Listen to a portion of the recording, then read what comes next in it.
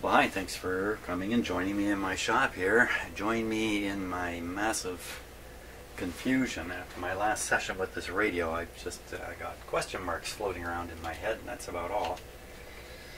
So let's start out by saying, hey, where are we here today? It's Wednesday. It's Wednesday.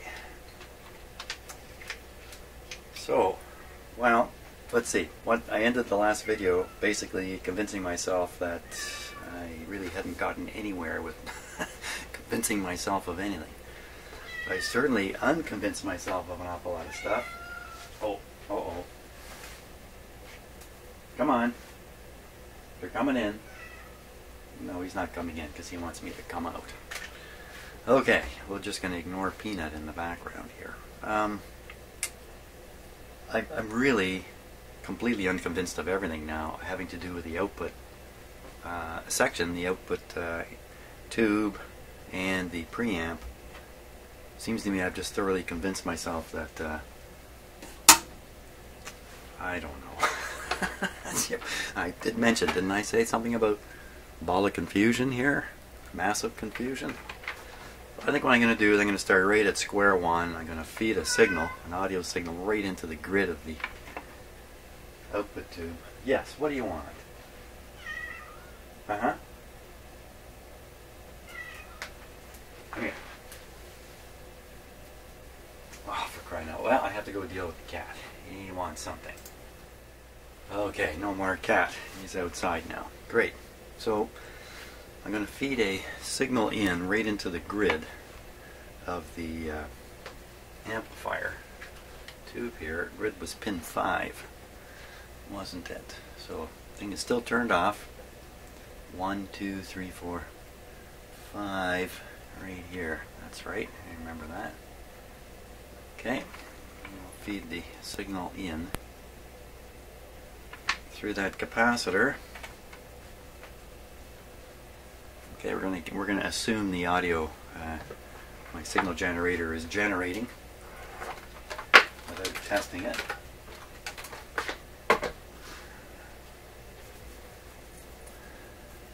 You actually turn the output down here so we don't do something crazy. Volume is down here. Okay, let's power on. We'll give it just a moment. Just a moment to warm up here. So in the meantime, what can I talk about? Well, nothing really. Okay.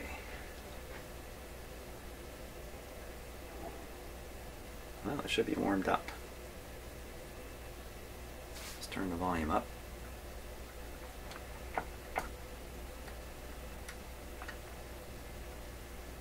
So the volume's about 75% up.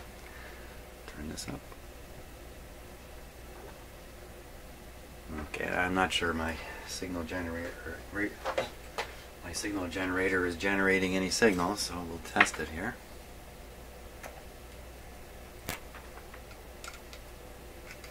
Appears to not be.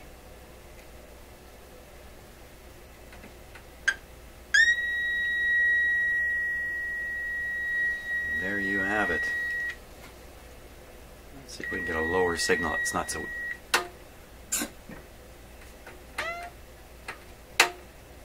Come on. There we go. Good. Okay. That's a little easier to take on the ears. Looks like I'm going to have to do a little maintenance on that signal generator. Okay, so this goes in the grid here. Ho ho ho ho, beautiful. That's just... Yeah, of course the volume won't have any effect, the volume is ahead of it. So there we go, that's fine, that's good.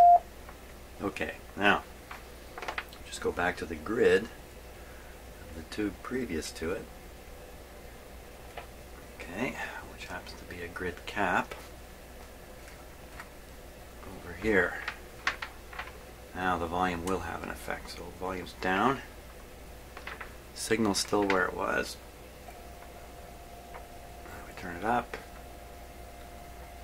It's a mess. It's a terrible, terrible mess. Now, did I test that tube? Did I test that tube? I don't think I tested that particular tube. I think I got to do that to be sure. Even if I did test it, I got to test it again, just to be sure. So I'm going to do that. Hey, you actually got something to work. Okay, so I've got the tube in place. Got a grid cap attached to it. Let's just double check all the settings here. 6F5, signal 1, 20L, 27030, 27030, 0610, 0610, 37, and most importantly, F for the plate. Now this should read at least 980. 980 is just about there.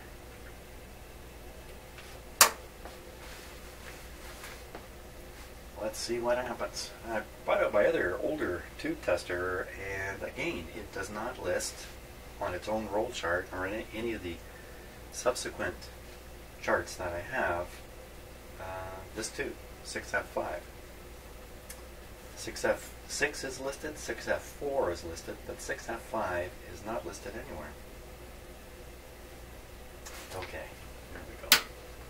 And we're watching the meter here to see if it jumps up. Nothing unusual there. GM test. Right on the spot. It's right on the money. Well, the good news is the tube is good, and the bad news is the tube is good. Well, let's go on to try to find something else. It's got to be something else is going wrong here. Yeah, I'm afraid I've been reduced to taking a very, very step-by-step logical approach here instead of my usual kind of running all over the field approach to troubleshooting. How boring is that? So the next thing I have to do here, turn on the radio. I've got to check the B plus on that tube. On the preamp tube, the one I just tested. Because, you know, what have we done here? We put a signal into the grid of the output tube. It works. We put a signal into the grid of the preamp tube. It doesn't work. We've tested the tube. The tube seems okay. What are we left with? Incorrect voltages or something like that. Okay, so I'm on the 200 scale. I'm on restricted voltage still.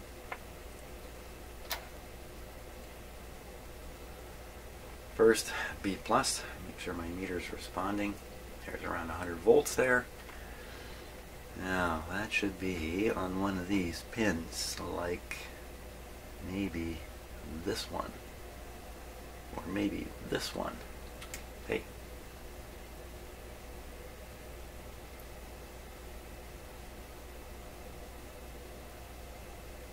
Should be there.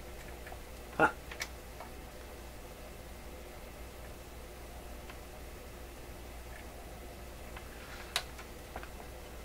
A little wee bit coming out of the speaker when I do that.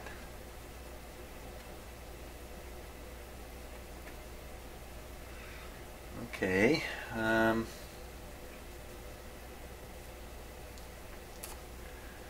do you like that? So let's just go around all the pins. Just, you know, it's easy to do. See if we find any high voltage here. This will be the cause of the problem. I'm not quite sure how I missed it, if that's really the case. -2, -0.2 there, that's the grid, I think. That's nothing. Hey, there's no B plus here. Okie dokie, we got something to work on. B plus, B plus. Let's see if I can trace the wire from there back.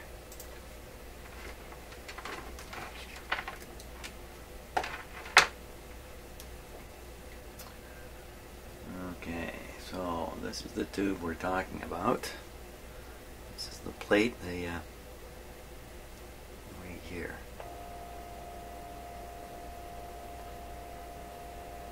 You can hear sound come out of the speaker because essentially this plate is connected through a capacitor to the grid of the output tube down here. Sorry about my camera work here. I'm trying to look at three things at once. So the plate has a wire connected to it, doesn't it? Let's take a good close look here. 1 second while I turn on my big monitor here. I can watch along with you. Hold on to your seats.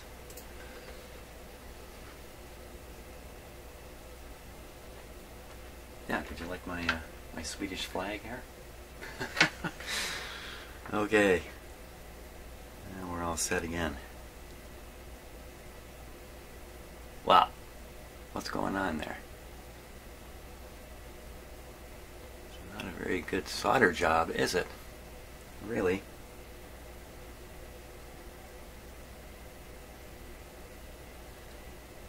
It almost looks like the two pins are shorted, but I think they are not.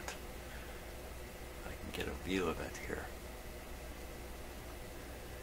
Now I'm really looking for another wire to that pin.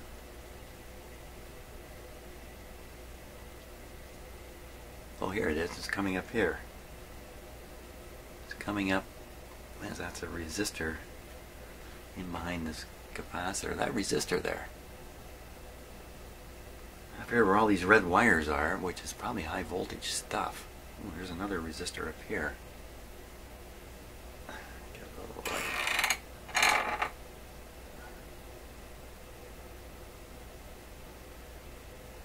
Kind of hidden behind that capacitor. I don't really want to reach in there. You can see a little bit of it down there. Open resistor, I bet. Okay, so let's poke for some voltage. Hidden away from view. Just because of, I was going to say camera angles, but it's eyeball angles that are doing it. From where I stand, it's really hard to see that resistor back there because of this capacitor here. Easy to forget about it. Not know it exists. So now we're looking for 100 volts. So one side of the resistor, nothing. Other side of the resistor, how do you like that? See how easy that is? Just, you know, get a good night's sleep. That's right on the lead of the resistor. Well, that's pretty conclusive, isn't it? Open resistor. Let's just see if we can manage. Hang on, I gotta get the schematic up here. Hang on. Okay, so here's the schematic, but first, before we study the schematic a bit, take a look at this. The Hammond Museum of Radio. Now, this is in the city of Guelph in Ontario, and this is a great place to visit. I was there about a week ago. I got a nice video of it, but I can't get it posted right now. I'm having some trouble just with the posting process on it. Lots of people there. Look at that stuff. So this does not do this justice at all. This is a huge museum, hundreds of pieces of radios. Look at this tube collection down here. This can't be 15% of what is on this table. It's gigantic. So there you are, Guelph, Ontario. If you have any chance, if you're really into radios, there you can get a bit of another look at it back in there. This is the place to go for sure. It's fantastic. So I know if you're radio people, you would like that. Now, back to the schematic. Okay, so we're looking at this tube here, and we're seeing that there's no B plus up here. No B plus. And we come down and around. There's the capacitor into the grid. 500,000 ohm resistor, and then it reaches what I imagine this is the 240 volt B plus line right along here. So that's the guy, a half million ohm resistor on the plate circuit. Kind of surprising to me. Is that, yeah, 500,000 R14. Okay, so that's what I got to put in. I got to put in a 500,000, and we'll see what happens. said, but people have a constitutional right, if they are Canadians, to enter and to leave this country. So I don't think it would be that easy to deny a person the right to come back. They might come back and be immediately arrested if we are able to, if the RCMP are able to develop the view that they did something that violated Canadian law. But we do have a right under the Charter here to come and leave this country if we're Canadians. Any idea what the breakdown is between men and women in that? By far male, but there are a few women. I'm afraid I don't know the percentage. As you learned more about the man who killed so many in Orlando, what lessons should Canadian security agencies take from that? That is a very, very difficult question. I mean, for one thing, we've taken some measures that the Americans seem to refuse to take. Our controls of firearms are much, much more effective. I think one of the first things that we need to do is, if people are under suspicion to some degree or other of being likely to commit terrorist acts, we have to make sure that they don't have access to firearms. There may be ways, for example, of getting peace bonds. One of the other provisions in C-51, I think it was, is that if the police suspect that somebody may be committing a crime, about to commit a crime, they can go to the courts and ask for a peace bond. So there are a variety of things to do. The problem, of course, is, you know, just because you're on a list for a reasonable, you know, well-articulated view that you might be a threat, that doesn't mean that all of a sudden, you know, you should be put in jail. So there's a real balance here. The difference between Canada and the United States, though, I think, is that, you know, if you're on a United States list, as I understand it, suspected terrorist, that doesn't prevent you from acquiring firearms. We don't really have that problem in a serious way. But the key is to have a real grip on whom we think may commit a terrorist act and try and keep them under some form of surveillance. But, you know, I won't be telling you anything you don't know when I say that most of these people who want to do this go out of their way to try and keep secret what they're doing. And you can't, or you mustn't, we mustn't move towards developing a surveillance state to the extent that everybody is suspected of doing everything. So there's a real balancing act here, I think, required. But you're telling me that firearm control is not a small thing when you're trying to fight terrorism on soil. I think that's right. Having said that, firearms are a real problem. ISIL, for example, Daesh, whatever you want to call it, the so-called Islamic State, has recommended to its supporters around the world, find any means that you have to commit terrorist acts. So they actually publish a magazine, which you may have seen, which suggests how that using material available in the average kitchen, you can construct a bomb. So it's not only the firearms or the tool that's chosen, it's the mindset and it's the opportunity. All of which I think goes to a point I would try and make with you, which is that this isn't easy. Particularly when you have people who are trying very hard to be secretive. And we have agencies that are restricted quite reasonably by the Constitution and by the law. So you have to put all this in a pot and try and find those who are most likely to do some harm without damaging their, their constitutional rights.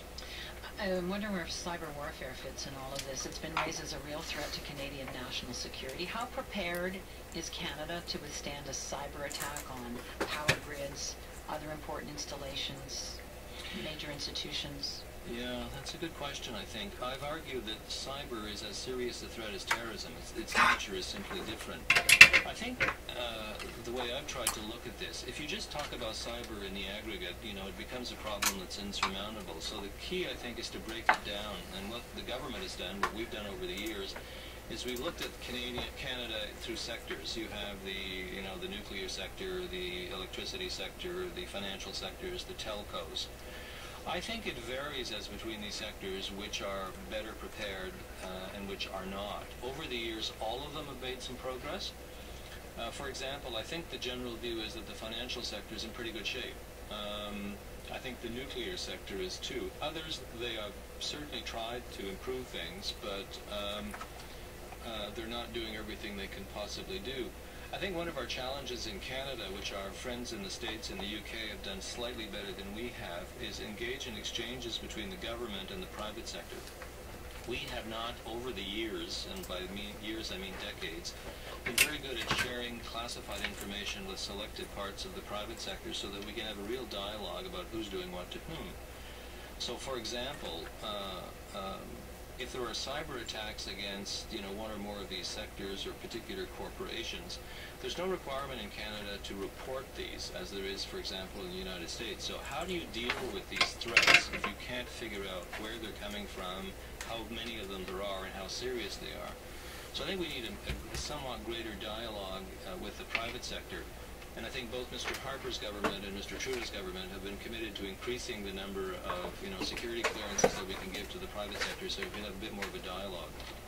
Can you see the day where Canada might engage in offensive cyber war? I can.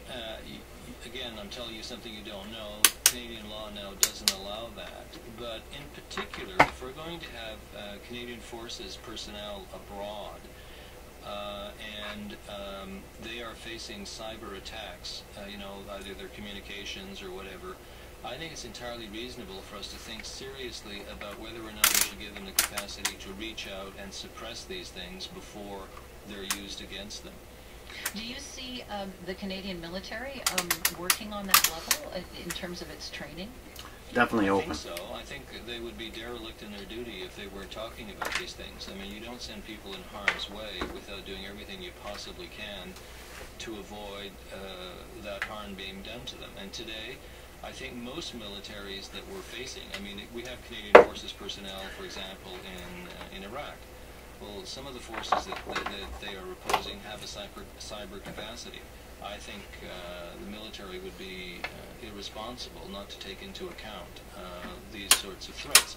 You begin by developing as good a defensive capability as you possibly can, and I think the Canadian Forces have a pretty good defensive capability, but at some point, I think you have to ask yourself at least, and eventually ministers will have to consider whether they shouldn't be given the capacity to push back as opposed to just defending. Richard Fadden, thanks for your thoughts today. We're out of time, but good of you to... Yep, out of time. Okay, perfect. So I've got the resistor in, and let's see what we get. Nothing so far. I got the volume turned right down.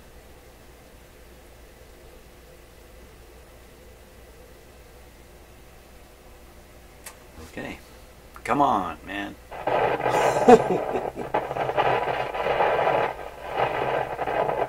Lousy volume control. Okay, let's deal with the volume control now.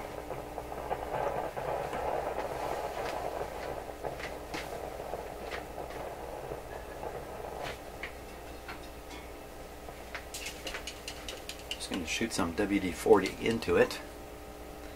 And we're going to go right past the controls here, the terminals rather. See if I can blow some of this in there.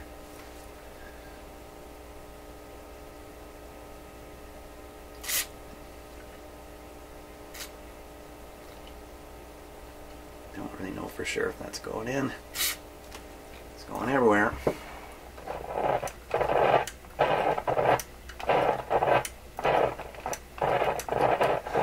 don't know. Doesn't sound much different. Just hoping a little bit finds its way in.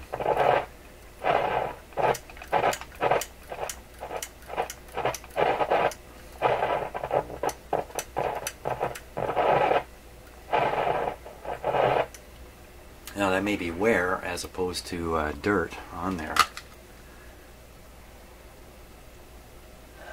So I'm looking for other pathways I can spray cleaner in. Let's look around the back of it here. See what we can spot.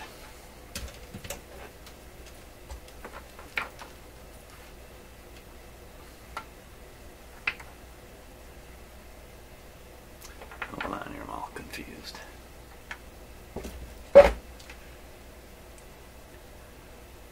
looks like a pretty solid back on that.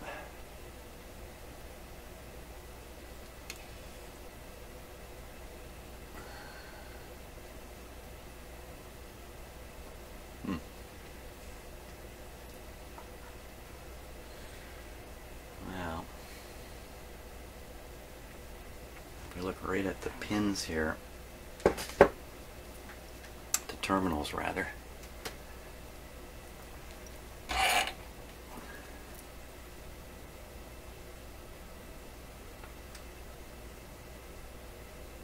hard to see in the camera.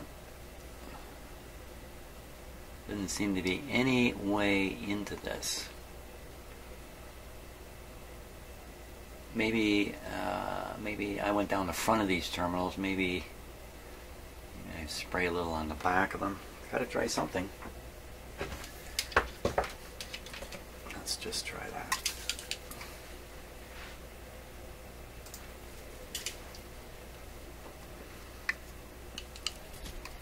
Also, this oil may take a little bit of time to kind of flow around in there.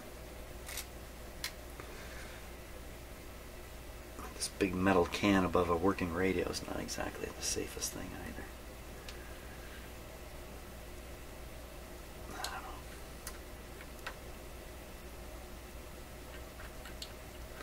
know. A little bit came out there.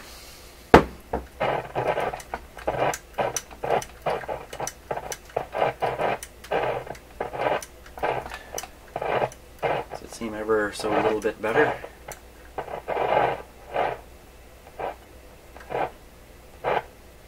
You know what? The control's noisy when I move it, but it's pretty good otherwise. That sometimes suggests there's DC flowing through it. Now, that is blocked by a capacitor. I better watch these cords here. That is blocked by a capacitor I'm sure I changed. Well, maybe there's something hidden way up in behind here. Let's get the camera going. Break my neck trying to look in there. Is there another capacitor I missed?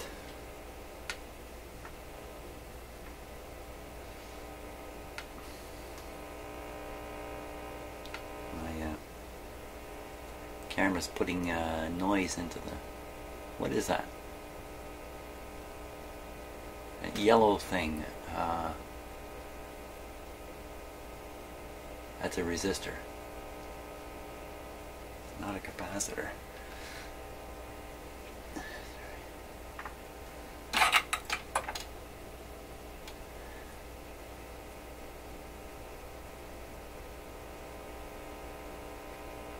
Dusty up in there.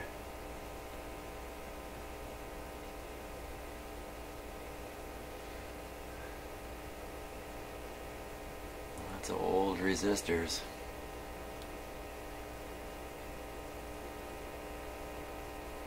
No capacitor. Well, we're gonna leave the volume as it is now.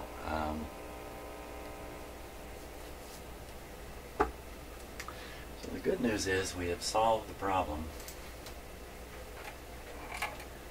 with the audio stage. To verify that, we'll feed my signal generator.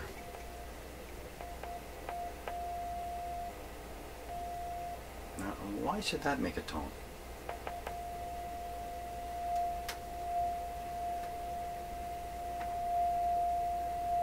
Interesting. It's just an audio signal. I wouldn't imagine that's gonna... Now I have the negative grounded. If I unground it, I bet you it'll stop doing that. No, it's even worse.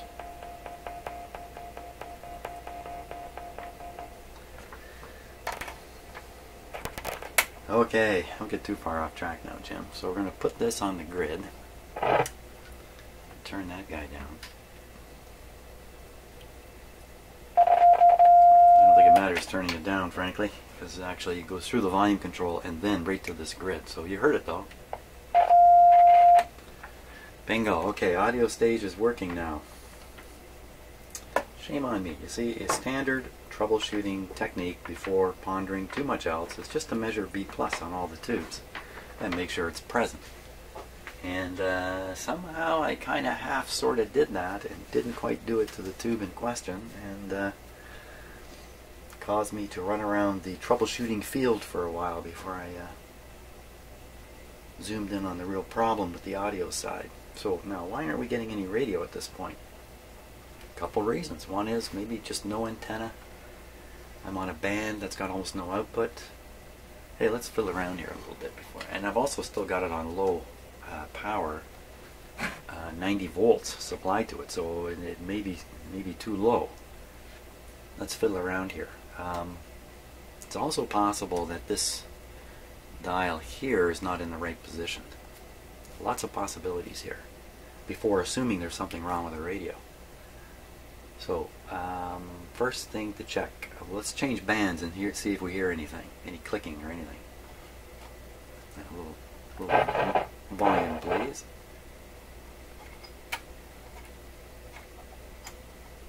So I'm not hearing any sounds whatsoever.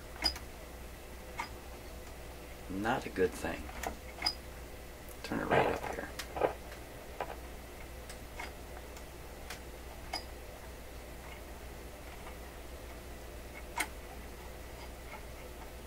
Don't hear a thing coming out of the speaker. Okay, so there's a good chance then maybe this control, which selects the preset tuning, may be set for the preset tuning. So we'll turn this guy here. See if I can turn him by hand. Turn down the volume. I can't get a grip on that. I gotta get a grip. Let's get a grip. Great big tool like this. I'm listening for any clicky sounds. Nothing. Let's turn the volume up. Try it again. That's one extreme there. This big tool here, I've got enough leverage to rip this right off the front of the radio, so I better be a little careful here.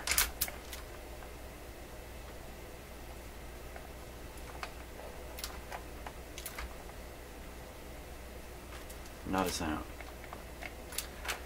Okay, so again, you'd expect that to make clicky, poppy sounds. Nothing.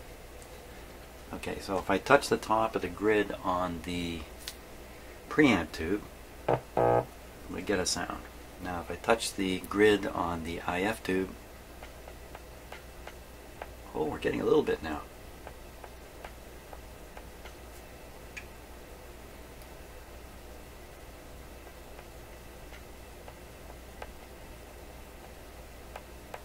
Even back on, this is the first tube in the set. It's not what I would expect though. Now what about these dumb batteries here in my short circuit? My noisy short circuit. Let's put another noisy short circuit on here around this other battery.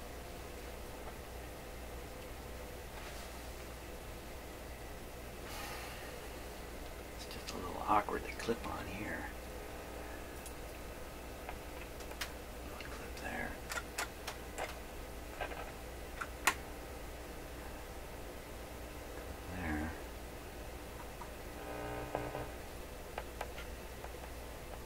No different.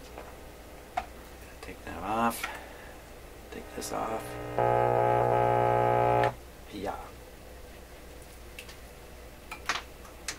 Test again.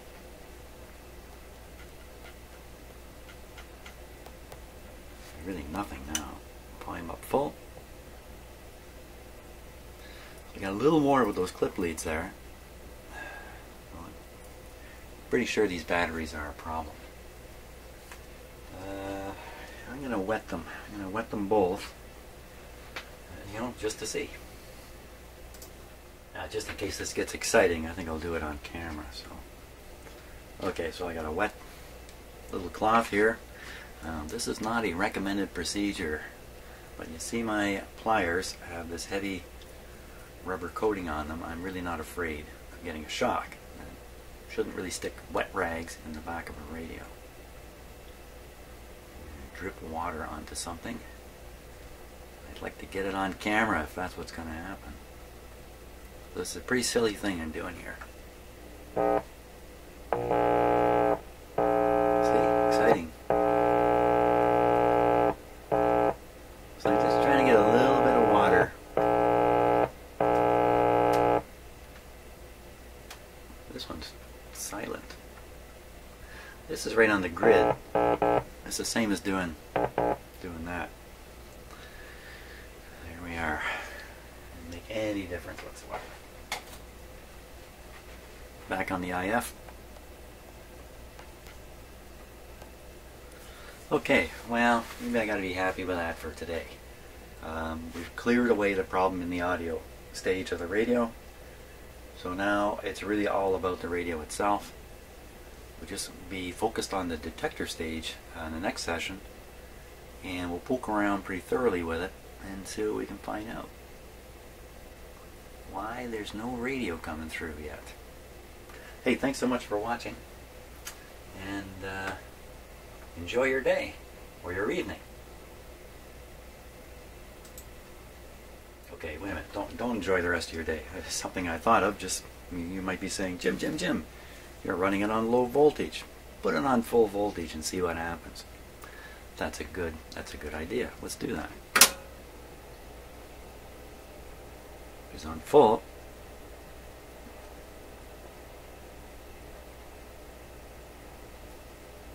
Now I'm going to touch these grids. Yeah, it's just a little bit of a louder.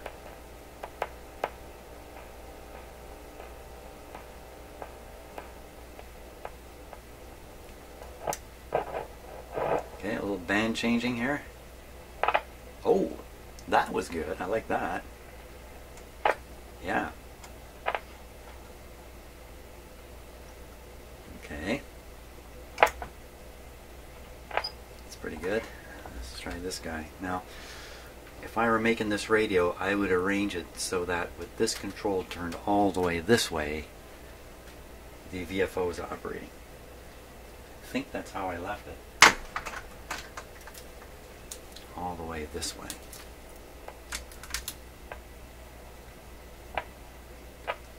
Yeah, I did. We're hearing clicks and pops.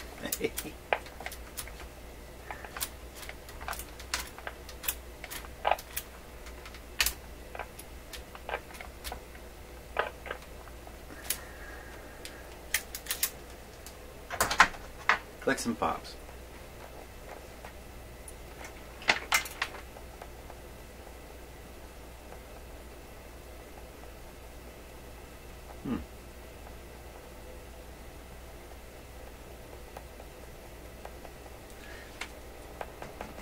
Yeah, I touch anything on this radio and you get a pop. Not bad though. There we go. Now you can go and enjoy the rest of your evening or day or whatever. See ya. See you on the next video.